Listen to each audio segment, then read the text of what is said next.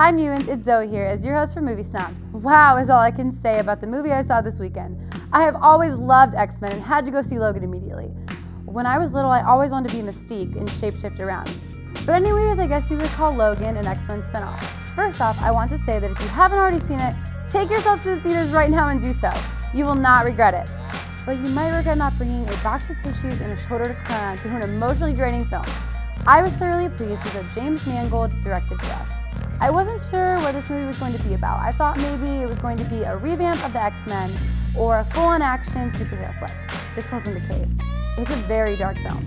Wolverine doesn't even go by Wolverine anymore. How crazy is that?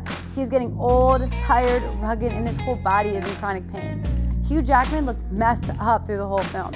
Every time he walked, I could just feel the pain he was feeling, the aches in his bones and the limp in his walk. Oh, it was so bad. It was actually unsettling to see someone I have always known as strong and heroic as a burnout alcoholic. Logan's quick wit and attitude was definitely heightened in the film as well. The movie is set a little bit into the future where mutants living side by side humans are no more. There are supposedly no more mutants. Supposedly.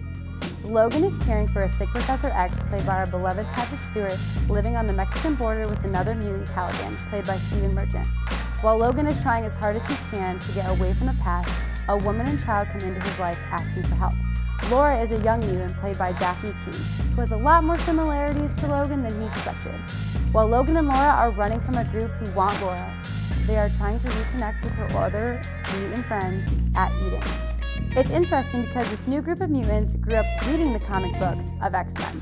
They have this distorted view and expectations of how the world should be with mutants living side by side. Logan gives Laura the ugly truth. A really fun symbolic part of the movie is when the kids cut Logan's beard. Logan has a big scruffy beard through the whole movie. Since the young mutants have this more superhero image of him from the comics, they cut his hair into the iconic beard shape we all know. Just after that do we see the true Wolverine once again. There's at least one or two Wolverine spin-offs from the original X-Men movies. I think why they work so well is because when you think of X-Men, who do you think of? Wolverine. He is interesting and has a very unique story. I can say in confidence that Logan is an amazing asset to these movies. If you're looking for a more cheerful, let's save the world superhero kind of movie, you're in the wrong place. It shows a hero and his tragic downfall, but the rebuild through a simple little girl who has a lot more to teach him than he thought. Logan is powerful and will give Marvel lovers a trip down memory lane with the actual comics and movies. But it gives a new edgy story for the world to taste. I'm excited to see where Laura and her group of friends take the X-Men story. They are the future of X-Men and I hope to see them grow. Well, fellow mutants, my time is up, but tweet me at ZTV goofing off with the hashtag Movie Snobs and tell me two things.